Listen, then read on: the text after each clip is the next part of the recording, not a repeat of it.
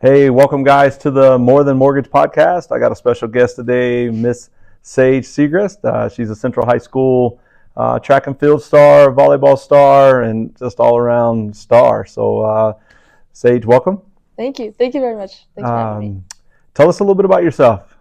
Who's Sage Segrist? I am a senior at Central High School. Okay. Very family oriented. I have a younger brother named Shane, who's a sophomore at Central. Okay. Um, I like to hang out with friends a lot. I made this new group that I've never even hung out with before senior year, and decided that I was just gonna go out, make some new friends. And so now we got this big group of people that would never have been together I if love it. so just very personable, I would say. Okay.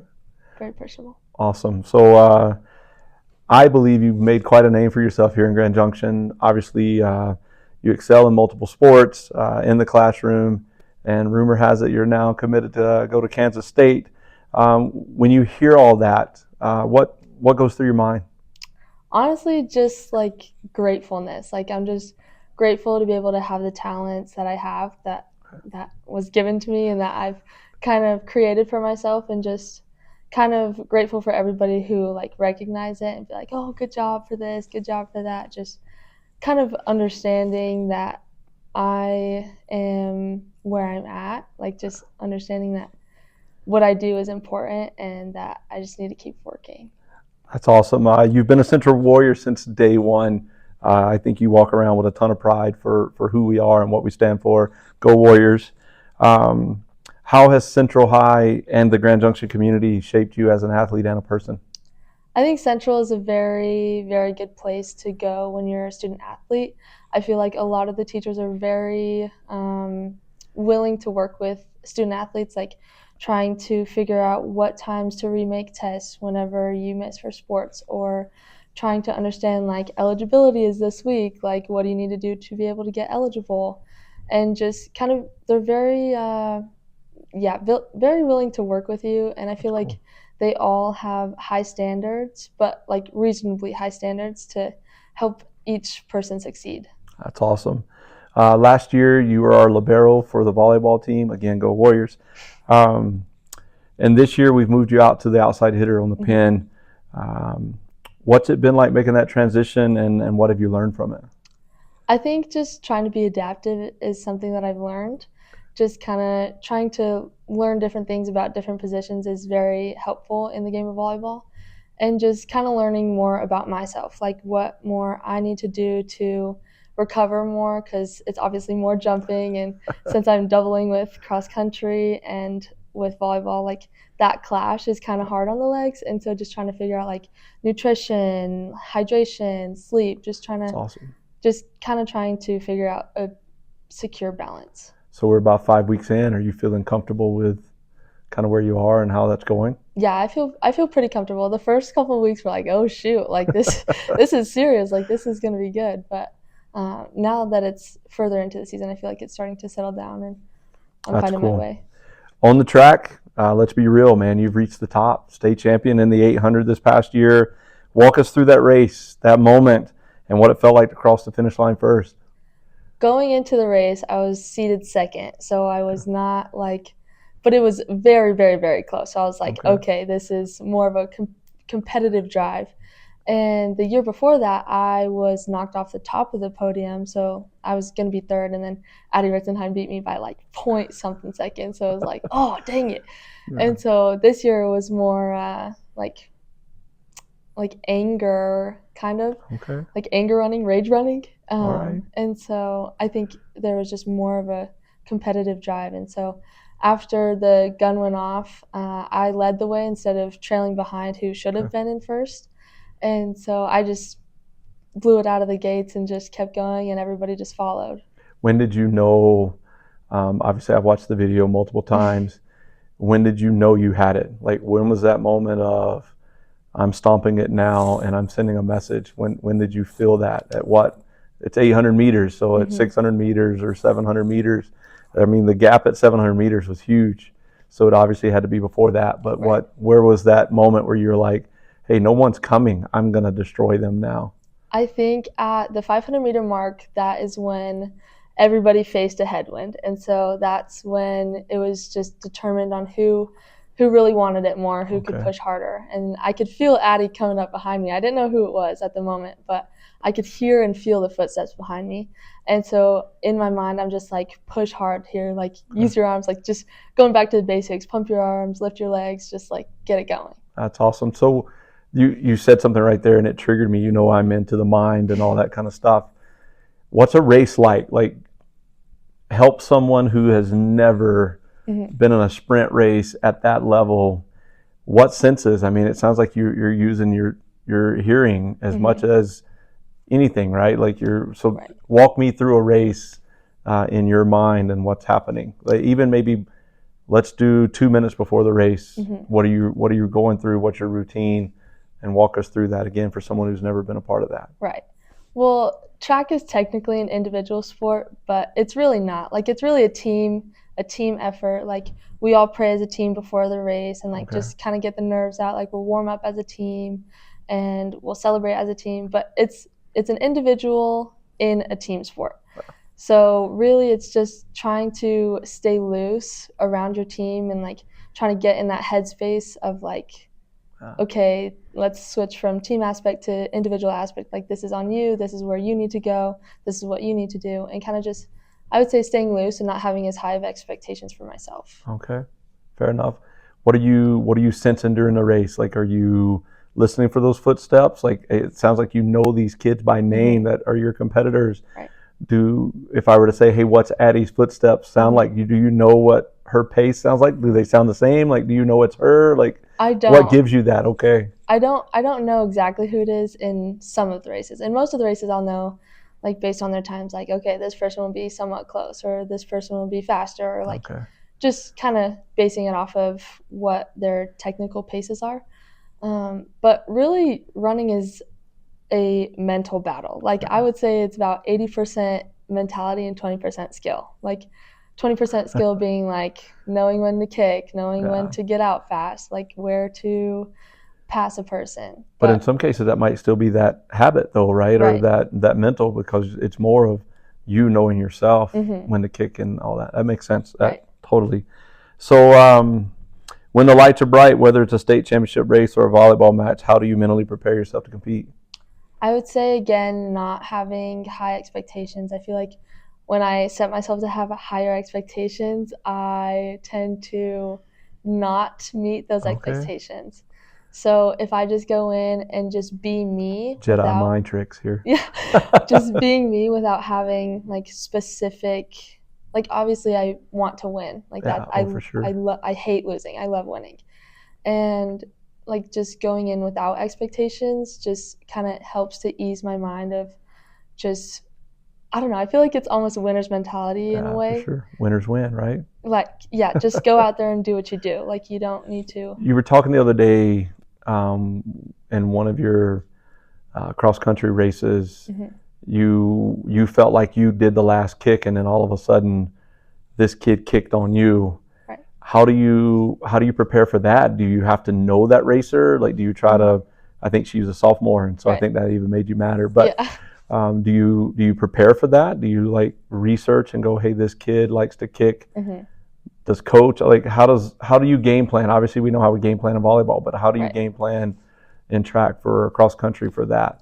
I think kind of when you get further into the season, it'll be more apparent with specific runners, like who kicks where and what do they do. But with this race, since it was pretty early, I think it was like our third race. It was again just kind of go out there and do what you do, just to kind of get a feel for it. Yeah. And so So yeah, now you so so now that's you know. so now I know. Now I know to kick. She leaves a little bit in there, huh? Yeah. So tell me, when did you realize I could do this at the Division I level? Well, I think Kearns realized it before I did myself. Okay. He said Let's in explain Kearns. Kearns is who? he's the assistant coach, which Okay. he's now the I think the dean Dean of of Students students. at Central. But he's like this crazy, awesome, like super supportive person. He's probably the loudest one you'll ever hear. Like I at love it. track meets, he's like go, and he's the only one you'll hear ever in the stands. That's awesome. And so he is just super supportive and really understands like track, as So does when did Leblo. he come to you and go, "Hey, I think you can do this, not just at whatever school"? When was it like this might be possible? Well, I actually read it in a paper that he said about me. Oh, So okay. he didn't directly come at that moment to me, Okay. but I read it. The title was Sage's Surge, Okay. and he said that if I really wanted to compete at the D1 level, that I could as a Wow. sophomore. And so I think from then on, just like kind of changing my mindset of, okay, I could actually go somewhere for this. Like my parents Cool. even told me, they're like, we didn't think you were going to go anywhere as a freshman. They were like, we Yeah. were not expecting anything. So I think just, yeah, just I guess as a sophomore, kind of Okay. understanding. So tell me what winning that state title did for you and your recruiting. It really boosted the recruiting. I so I verbally committed to K State. Yeah. And the reason that they reached out was because one of the girls in the state race had sent them that video because they wanted to get recruited. Oh, wow. And they were like, well, we want the person who won. And so they reached That out. happens a lot more than people want to admit, for Right. sure. So they reached out to me. So the recruiting just completely like skyrocketed. But just like personally, it just really, I felt accomplished. Oh, that's Like cool. just after all that hard work and training, and like I wouldn't say disappointment from the year before because obviously I was a state placer, but Yeah, for it sure. was a level of disappointment. And so I think just being able, I felt relieved almost, Okay. and like that I earned it. That's cool. Why K State? What about Kansas State stood out to you? Honestly, it was the coaches. Like Okay. I really really really like the coaches, and I also love the team. And All right. I am super into like being social and like having good relationships with people. And so they just had that for me. I didn't even have to see the facilities, which are impressive, Yeah, no and doubt. like the town, which literally feels like home. Like everybody there is so genuine, and That's awesome. but the coaching and the teammates, they're just, that's what really brought me there. So are you going to give Sophie Litton any credit at all? Like only because she's there, we're going? No, Sophie will be there, so that'll be good to have somebody else other For than the sure. team to be there. Yeah, and there seems to be a lot of our kids end up in that Kansas area Right. too. There's a ton Mhm. former softball players. Right. Dom's there for track and all that. So Mhm. yeah, so pretty cool place. Um, what just looking ahead, what excites you most about competing at that level, both on the track and in life? I think it'll be an interesting difference because right now running is kind of like, it's like obviously my sport, but it'll be my lifestyle when I'm over Yeah, there. exactly. And so I think that'll be a really good change. Just being like, I wouldn't say it's like your job because a lot of people don't like their jobs, but it's like a lifestyle. Like running Yeah, will be my lifestyle. So I think that'll be a really good change. that's cool. Your coaches and teachers talk about you not just as an athlete, but they talk about you a lot with your leadership and who you are as a person. What does it mean to you to be a leader? I think being a leader is just being somebody that people can look up to. So it doesn't have to mean Awesome. like you're bossing somebody around, but it means like, okay, they always push their chair and they pick up the trash when somebody accidentally drops it on the floor. Like that's being a leader I in other love it. aspects that maybe others wouldn't see. But I think being a leader is just somebody that someone can look up to. Awesome. You're someone who's going to clearly leave a legacy. Your name's going to be all over that track running board. I don't know how many records you have up there now. Mm-hmm. I'm assuming it's 5 or 6. Right. I was trying to go through the races in my head before this, but um, what do you hope with that legacy? What do you hope your teammates, classmates, and coaches remember about Sage Segrist? Honestly, I hope that I leave a legacy that's admirable. Like once again, that somebody looks up to. That like, Okay.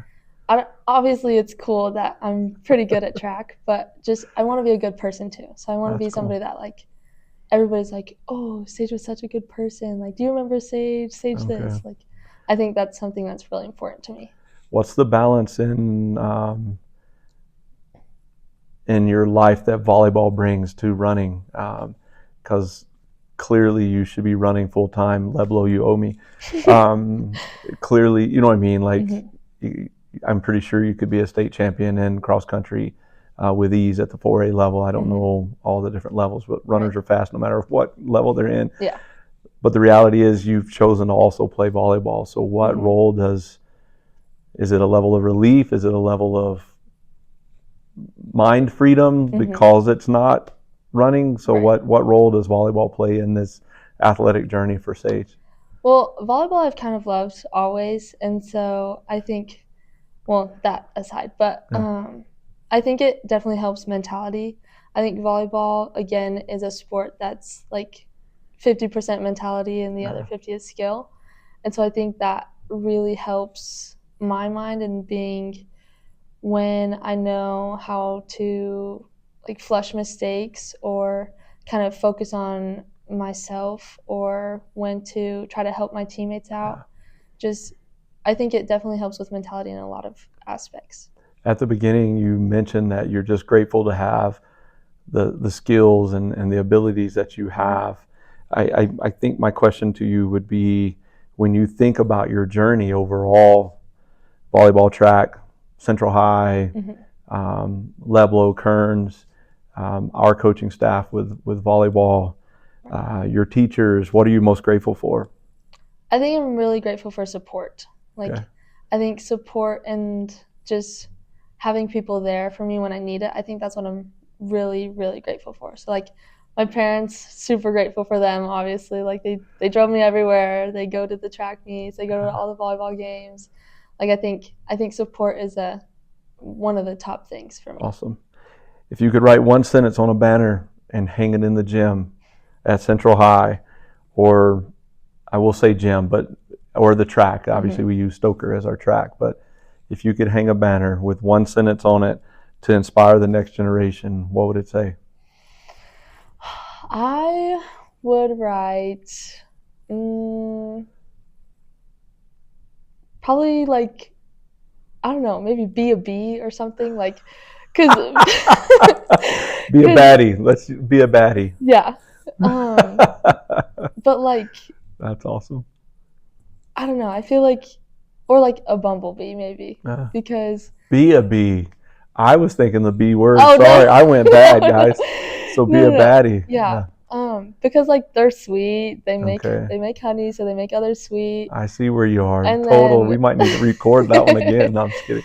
and then but they can also like have that stinging. Like they can also like I don't want to say hurt you, but like Yeah. in a They can let competitive you know. yeah, in a Uh, competitive way, they could let you know what's up. that's awesome. Well, I got a couple quick hitters for you. If you weren't running or playing volleyball, what activity or sport would you be doing? And I know you play basketball, so I'm going to take that one out too. Okay. So, Um. Well, I played softball as a kid, okay. and so I had to choose between volleyball and softball. So I'd probably be doing softball and soccer in the spring. Okay. What's your go-to hype song? Go to hype song. Mm, probably "Love" by Keisha Cole. All right. Fair enough. What's something people might be surprised to learn about you outside of sports? That I am really good at art, actually. Oh, really? Mhm. Oh, you're going to have to come clean with that and show some artwork at practice or something. Oh, sure, sure, sure. Paint, draw, what? I actually can draw pretty good. Like, well, I have to see a Pencil reference draw picture. or Yeah, pencil. pencil? I just have to see like a reference picture, and All then I'm right, so I'm good. going to get more detailed. Pencil, shading pencil or like colored pencil? Shading. Shading. Oh, Hmm. wow. You're going to have to come clean with that. I'm a foodie. You know this. We always eat super nice on the road because I got to find somewhere that's cool for us to go. What's your favorite place to eat in the valley? Red Lobster. Red Lobster? Hmm. Nothing better than that? Or Come Texas on. Roadhouse. Chains. You got to get local. No, I'm kidding. Los J's is good. Los J's? I love Okay. Los J's. Yeah, I can I can handle get that. down for some super Oh, we fries. love Red Lobster. Mhm. Brenna loves crab legs, so we have to go to Red Lobster for crab Right. legs. And when we thought they were closing, she was panicking. So, I was a little nervous for and that one. Roadhouse is good. One piece of advice you've heard from someone at Central that will stick with you. Probably. Okay, this sounds bad, but it's called Be Perfect. Okay. Meaning like you just give 100% of what you have when you have it. So say that you're sick one day, you just got to give 100% of what you have right then. Whether whether that means that you can run a mile or pass. You can only pass. You Yeah. can't hit. So like probably just give 100% of what you have. I think you've Okay. said that before. Just Yeah. give 100% of what you have. There's a great definition of the word perfect out there, and perfect is actually to complete. Mm-hmm. And our world does not view the word perfect that way. Right. It's a feature, not Mm-hmm. not a togetherness or not a completion. And Right. the word, one of the definitions is to complete. All right, tough one. If there was one guest in our community, can be a friend, family member, Mm-hmm. just someone in the community that you're curious to know more about and you think we should have on our podcast, who would it be? The kicker is you got to help us get them. I would have Campbell Brammer. Campbell Brammer. Why Campbell? I love that kid. I think she's pretty similar to me, and Okay. and she's going to college to go Yep. play Volleyball. volleyball as well. So I think just kind of hearing her story would be interesting. Yeah, she's a cool kid. Love that kid. Love that family. So She's a freak athlete. oh, she is. So Heck yeah. I think just trying to hear from somebody similar. I'm pretty sure we can make that happen. So Yeah. I'll reach out to them. I'll let her know that Yeah. the pressure's on. Yep. That she's got to come in and sit in that chair, the hot seat. Yeah. Well, thank you. This has been awesome. Obviously, I get to see you pretty much every day. Right. And that fun friend group, I'm grateful that my kids get to be a part of that too. And you guys all hang out and have a safe place to be. And you guys obviously have watched movies at my house Right. and all this other chaos that we all get ourselves into, whether that's sword fighting, lightsaber fighting in the driveways or whatever else has come along over the times. But I'm grateful for you, kid. Love you to death. Glad you did this. And thanks for being here. And go Warriors. Go Warriors. Awesome. Thanks.